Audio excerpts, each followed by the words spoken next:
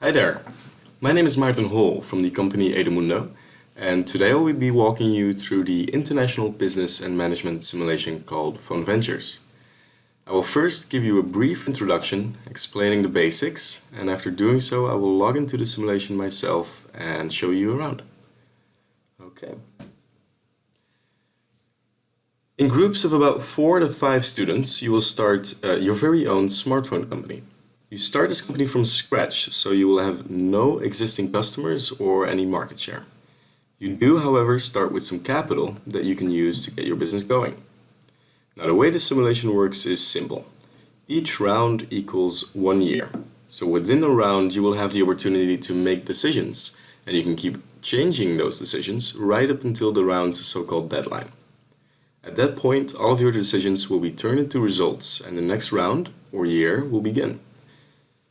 This simulation is competitive, meaning that you will not follow a script or go up against computer-controlled teams. Rather, you will be competing against all other groups here. So take a good look, because even though they might look friendly now, soon some of them will be your biggest opponents.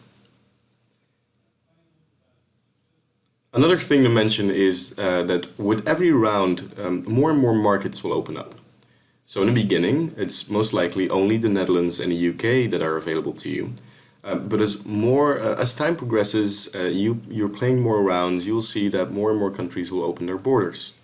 Now, all of these countries are different, of course. So some might have very large market segments towards quality products or customer relationships, while others might have different ones.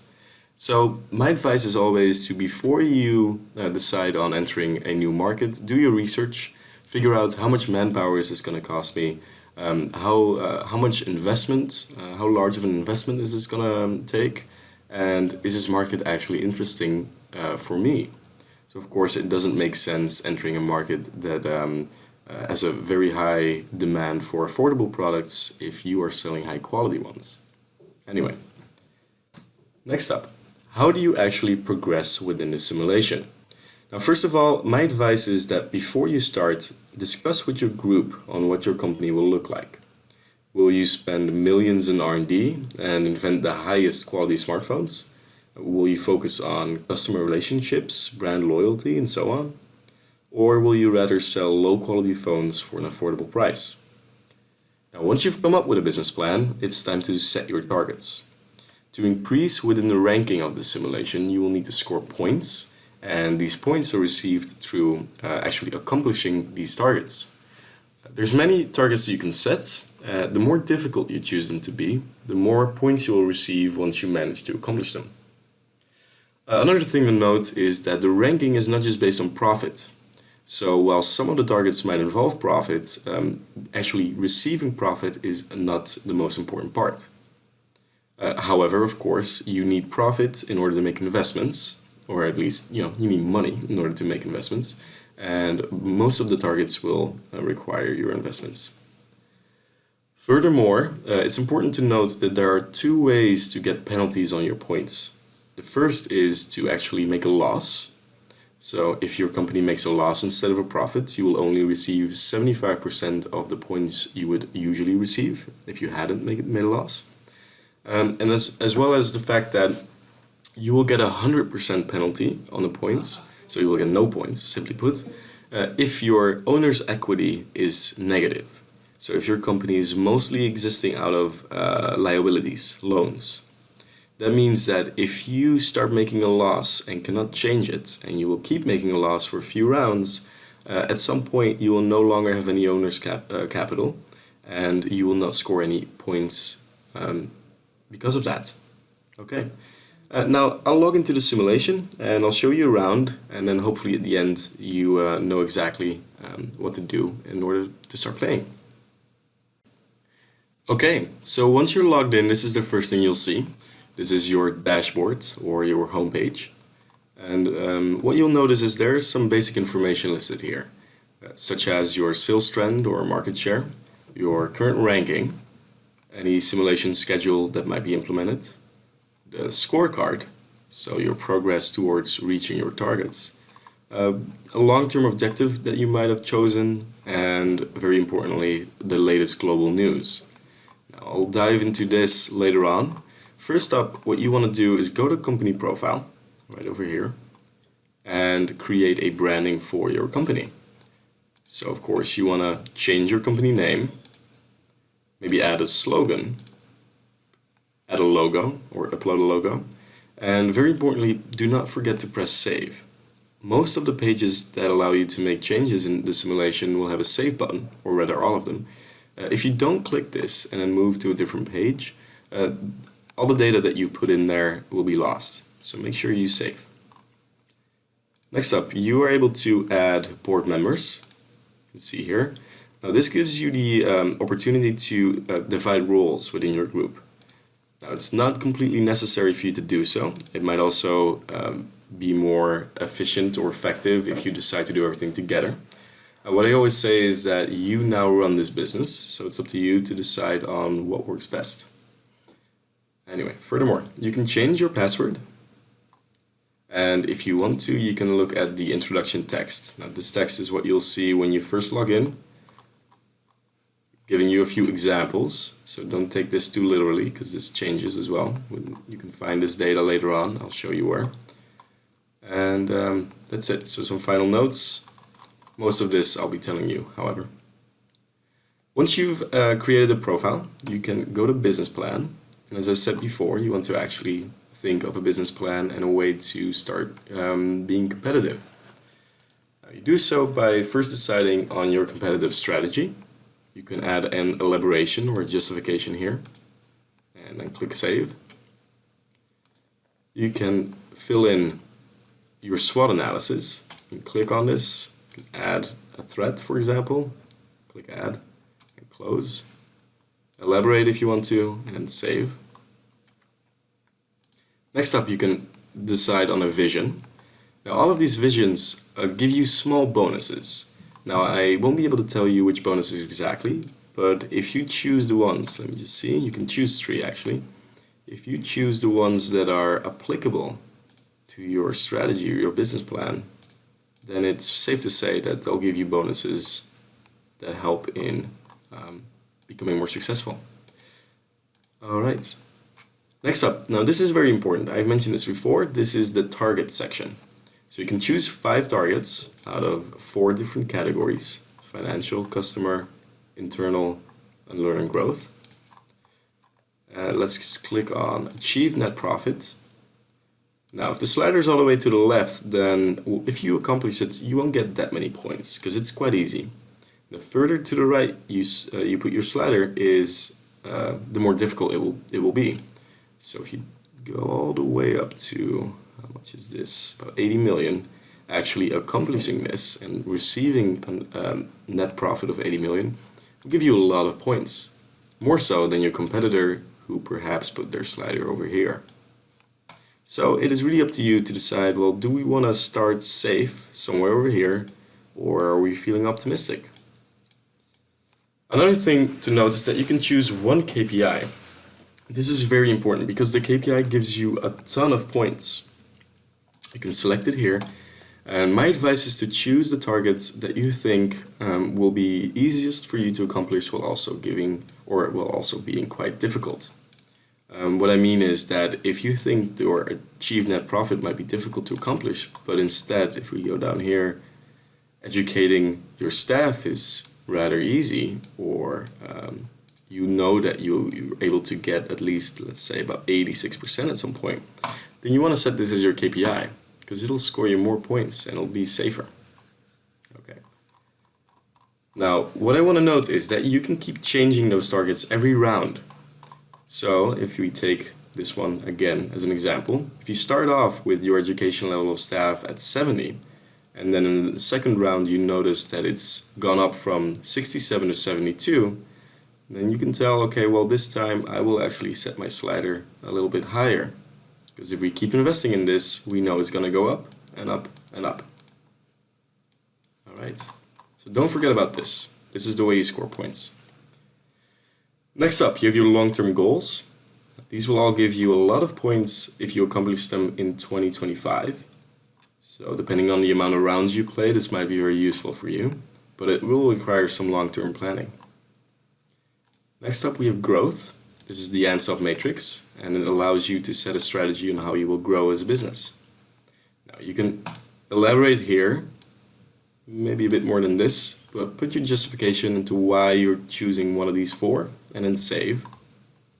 And that's it for the business plan. The final thing I want to note, or I want to comment on, is making sure that every decision you make within the simulation is in line with your business plan. Now, it sounds logical and it sounds easy, but in practice it's a lot more difficult. So make sure that if you're going to be a business that sells very high quality products, or a business that really focuses on customer service or brand loyalty, that all of the decisions that you make are in line with that vision or that strategy. So it doesn't make sense to price your products very low if you're selling very high quality products, or the other way around. Okay. Having said that, I'm going to skip decisions for now, and I will go straight to results. Because as I mentioned before, you don't start off with a lot of information at the beginning, but it's always a good idea to get a sense of what your business looks like when you start it. So as you can see here, you have financial results and internal results. Now I think this business has already operated for a year, so we will go to 2016. This is the year you will start in as well. Let me see, yeah. So this is what it looks like. You might have some more capital here. And you can see, okay, so we have cash, bank accounts, 19 million. Right, so move over to income statement. So take a good look, see if there's anything here that is useful to you. Start analyzing your finances, see how much money you have to spend. The cash flow statement is particularly good for getting to know where all the money is going, or where is it coming from. This is very useful if at some point you're starting to make a loss and you want to know, well, how? And what do I need to do to decrease the costs? So as you can see here, if we go to, well, this is 2019 for this business, you can see that the marketing costs are quite high. Location costs as well. And that's it. So externally hired staff, this is also something I will mention. So take note of this, because this is going to come up very soon. Anyway, if you want to know where is all my money going, go to your cash flow statement and take a good look. That was the financial results part. Now the internal results will tell you about your staff and your inventory. First off, the staff. You can see here straight away something peculiar. If you hover your mouse over it, you will see that it is the yellow bar, and it's called externally hired staff. Now what all of this means is the amount of staff that you have working for you. Right, you can click here to remove them. But the externally hired staff is very important, because you want as little of those as possible. For every employee that you have, you will be able to sell a certain amount of products. So let's say that you hire one staff member. That staff member is able to sell perhaps about 1,000 phones. This differs between countries, but let's say 1,000. And if you actually sell 2,000 smartphones, or the demand is 2,000, then the system will create an externally hired staff for you automatically. Now that staff member is a temp worker, and he's much more expensive than regular staff. He's out there to help for just a few weeks, allowing you to sell up to your demand, but you will need to pay him a lot more than your regular staff. So if you see at some point that in this case they've been doing this for 2 rounds in a row, what that means is they don't have enough staff to support their demand, and they will need to actually hire a lot more staff if they want to start decreasing some of those costs. Okay. Another way to do this is to increase the workload of an employee, and I'll explain how that works when we go into decision making. Anyway, this is something to keep a good eye on. Next up, this graph will show you the workload, the staff motivation, and the education level of your employees. So let's see here, the workload currently is 104. That's not too bad. If a workload goes above 100%, it means that their motivation will drop. Because obviously nobody wants to work as hard without being paid extra for it. So these employees, if they work above 100%, they will require some sort of bonus, or perhaps a profit sharing, or any other thing in order to increase their motivation. Because if their motivation drops below a certain point, they might look for a different challenge and leave your business. You can actually see that here. The blue bar, staff left 1. That means that one of your employees have left the business, and that might be okay for you in the beginning, but at some point after you've trained them, you spend a lot of money on them, it'll be a waste if they leave your business. Okay. Inventory is also very important for you to keep an eye on. Now let's pick a country that this team is active in, the USA, for example. Now, this graph will tell you exactly the demand is quite high. It is about 27,000. They sold about 13,000. Purchased 13,250. Inventory is the same, right? So the demand, you can see straight away, is a lot higher than what they are purchasing and what they have in their inventory. So if you click on table, you can see purchasing, sales, and demand. So straight away you can tell that they need to start working on their purchasing. They want to increase the amount of products that they order every week in order to make sure they meet demand. Because out of these 24,000, only 13,000 get their product and the rest will go to a competitor. Now, you don't want to have your customers run away from you and give their money to your competition. Okay. Now next up I'll take you through decision making. So the first thing you want to do is take a look at all the countries available. Right now you can see there's quite a list, but in the beginning you will only see a few, probably the Netherlands, the United Kingdom. Let's take a look at the UK. So this is the country page. You're not in the market yet, so the only thing that you can see is the yearly costs to be active in this market, which in this case is 18 million. The competition that is active in this market, the additional workload, headquarters, and full-time employees. This means that for being active in this country will increase the workload of all the people you have working for you by 3 full-time employees. So that's 40 hours times 3. Now these are the market segments. As you can see here, they're quite equal in this case, they're quite equally divided. This tells you some more about the local employees. So local employees are different than headquarter employees. Headquarter employees is are the employees that you hire through the HR, and local employees are automatically hired when you're active in this company or in this country. So the base amount of staff in this case is 10, meaning that if you decide to enter this market, you will need to pay for 10 extra staff members. Their productivity, well, as you can see here, is 1,180 smartphones per full-timer, and their wages, excluding Social Security, is a bit above 44,000 euros per employee. That means that in addition to the 18 million that you have to pay each round, you will also need to pay an additional 450, a bit below 450,000 euros in wages. Furthermore, there's some cultural dimensions listed here. The current year, of course.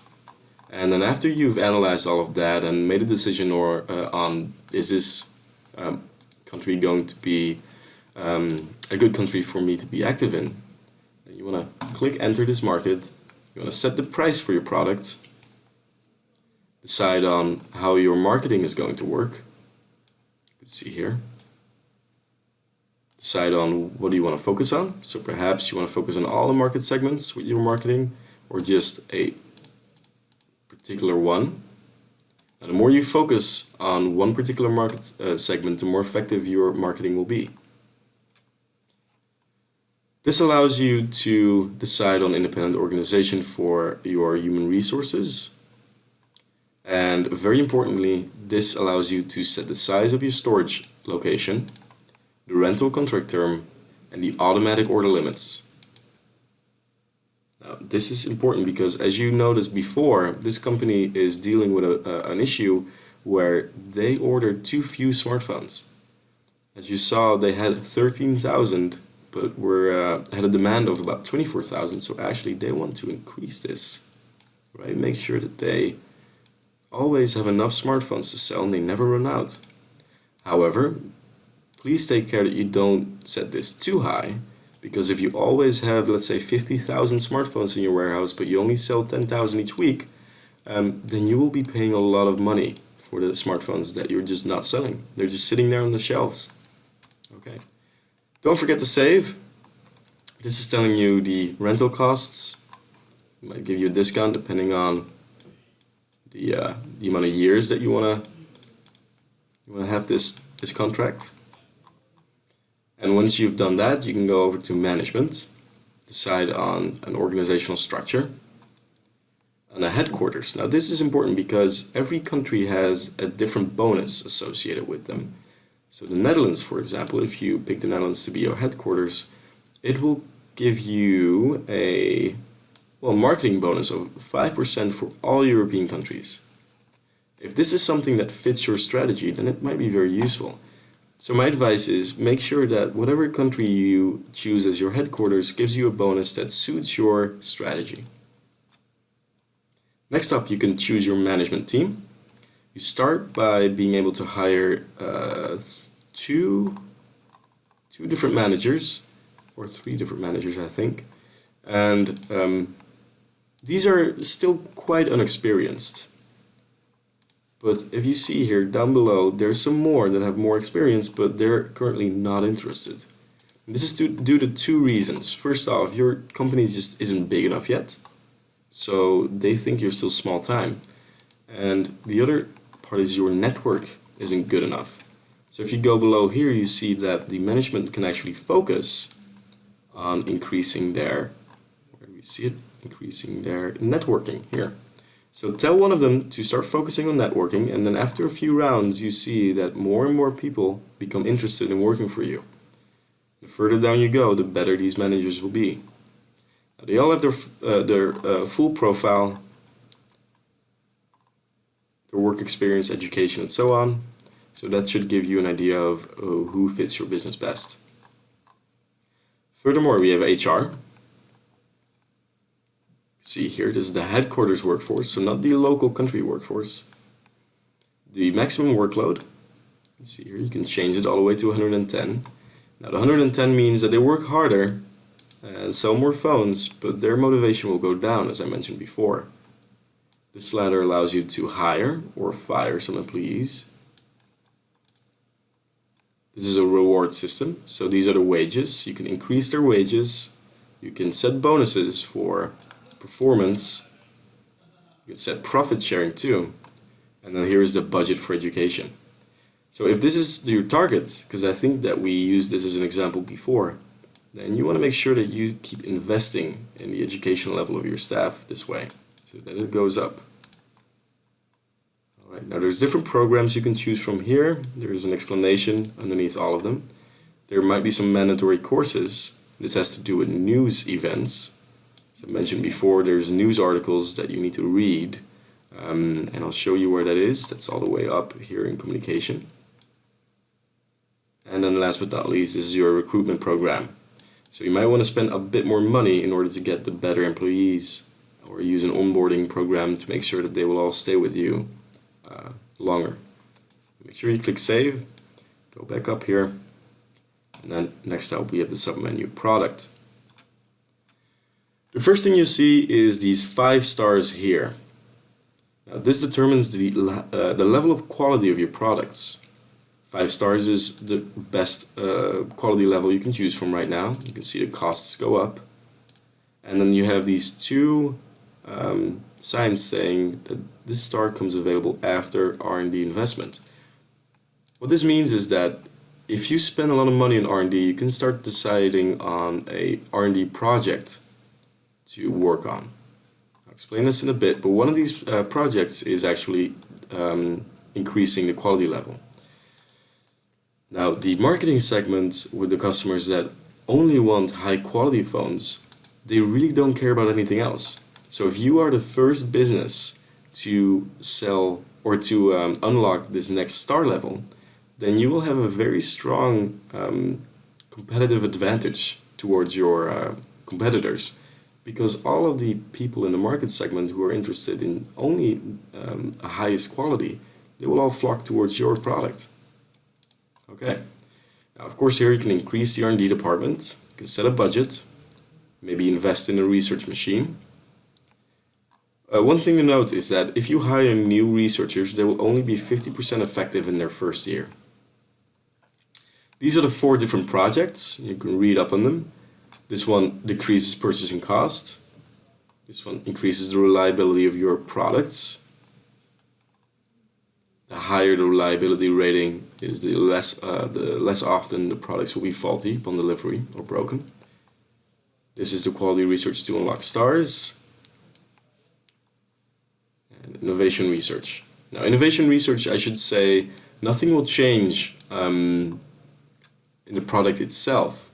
What will happen is if you finish one of these research projects for innovation, it will increase demand because you will still have the same smartphone, but there'll be a better version.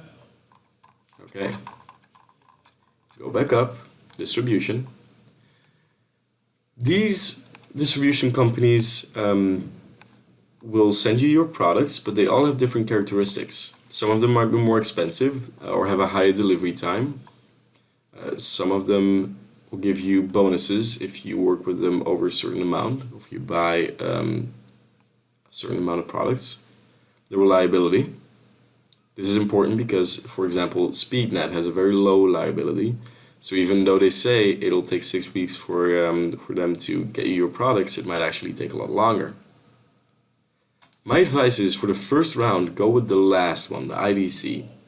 Now, why am I saying this? Is because their delivery time is direct. And even though their cost of distribution is quite high, the first weeks, you start off with no products. So in the first few weeks, you will need to start selling as well, because if you choose SpeedNet, it'll take them 6 weeks at the latest, or at least 6 weeks, to get you your first order. And this means that 6 weeks have gone by in the first round without you actually selling anything. Now that, of course, is a waste. Just my 2 cents. All right. Marketing. You can develop your marketing campaign. And now if you go over the 2.5 million, you'll see that there's a bit more options becoming available to you. Here you have e-marketing. So you can increase your search engine optimization. You can decide on what you'll pay for the price per click. So if somebody Googles smartphones, will they get your website on the top of the page, or will they get your competitors? That really depends on who is paying more for the price per click. Okay. Last but not least, we have financial here. Current loans, as you see, you start off with some money, some loans, let's say, and here you can apply for a new one. So you can choose traditional bank, crowdfunding. Let's choose the traditional one. Decide on the amount of money that you want to borrow. So we'll just go ahead and pick 5 million, just to show you what that looks like. 3 years. Type of loan is the linear. And then you can request a quotation. Oh wait, what am I doing wrong?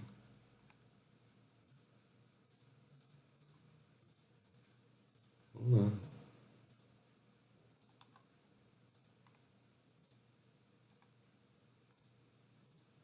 Oh, that was a bit too much. Okay. Request quotation, and this will tell you exactly what you'll be paying in which round. Alright, so this graph shows you exactly how expensive this loan is, or will be. Because then at the end you can either accept the offer, or you can request a quotation for another value, or different maturity. Alright, so that was all the decision making. Next up we will look at analysis, communication, and then last but not least we'll take you through the ranking in the help desk. Okay, so now that we've gone through all the decision making, let's take a look at analysis. Now this submenu you will only use after the first round is completed, because all of the data shown here will be useful after the first round. So when you first start the game, nothing will be shown here, or nothing that will really help you. But let's take a look. So analysis, external analysis, sorry. If you click on markets, then it'll allow you to select the country that you're operating in. So I think that this team is operating in the United Kingdom. And you get your 3 market segments here: price, quality, and customer intimacy. Now you see that this team is doing both quality and customer intimacy. We're focusing on those two. Now if you click on price, there's not really anything here because you didn't sell anything. But if you go back, sorry about that, let's go take a look at United Kingdom. You click on quality, you see that they sold almost 200,000 units here.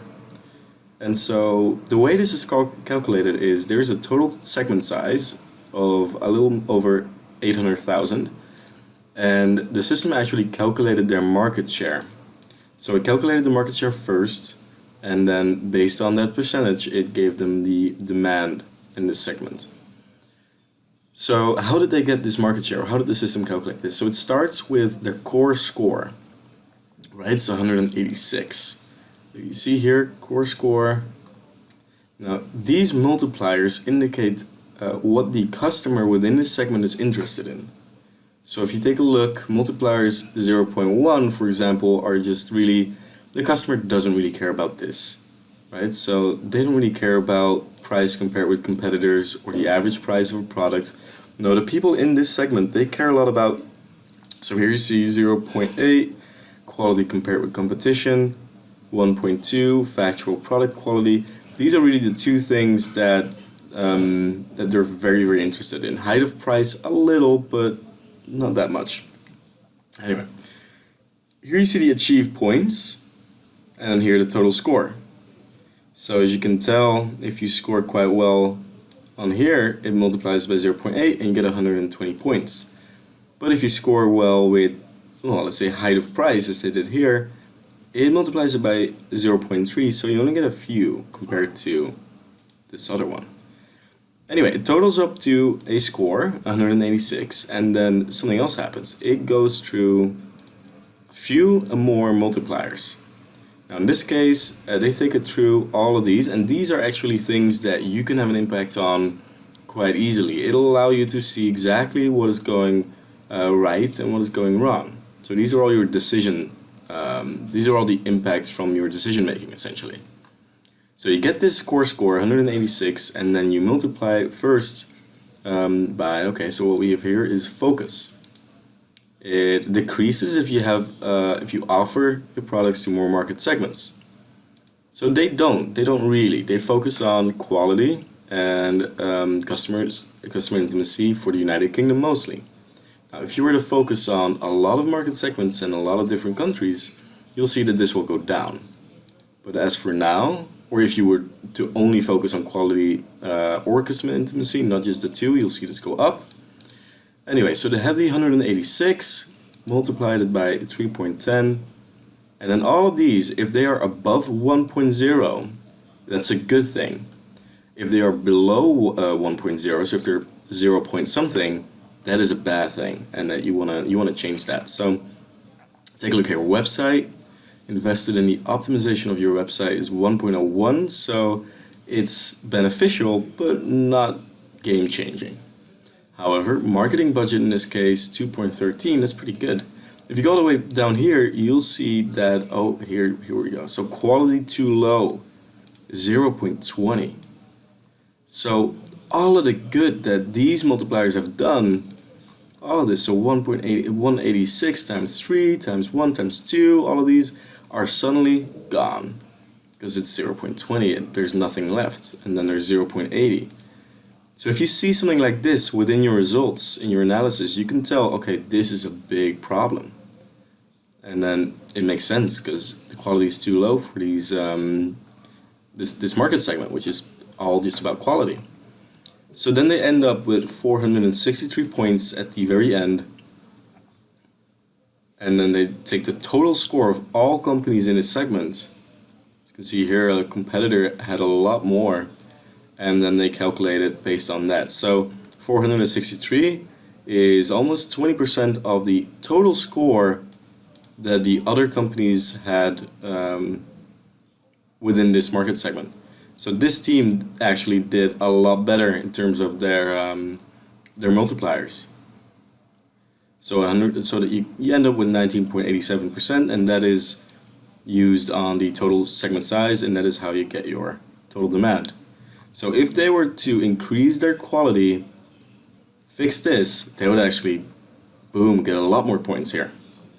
Okay, so that is how that works. We go back to analysis. That is the external analysis we just covered.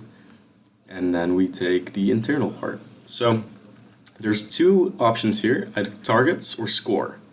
Now, targets is a submenu that it allows you to see your history in terms of progression towards the target. So gross profit as a percentage of revenue. You see here that the target is set for 22%, but over the last two rounds they were actually in the minus. So even though they're doing better this round, they could do a lot better here, or change their targets if they start noticing, well, we're not doing so well. So this allows you to really quickly see, okay, what's going on with my targets? How far am I into accomplishing them? Are there any that are so far away from accomplishing that it'd be best to change them? And then next up, score. So this is essentially all you need to know about how you received the amount of points that you did. So this team scored 100 points. That's not a lot of points, and you can see why. So if you go click on this, it tells them you have a negative owner's equity. The penalty is 100% of your gain score. We talked about this during my introduction. They were supposed to get 70 extra points, and the penalty is of course 100%, so they end up with nothing. Points received for achieving targets is 0. There we go. So they still get 100 points because you always get 100 points. That is the base amount that you receive. But they didn't receive any points from their progress towards meeting their targets because their owner's equity is negative. Alright, so really keep an eye on, let's go back real quick to balance sheet. You can see, right, so this is minus 138 million overdraft facility. Yeah, so really what you want here is this be a positive number.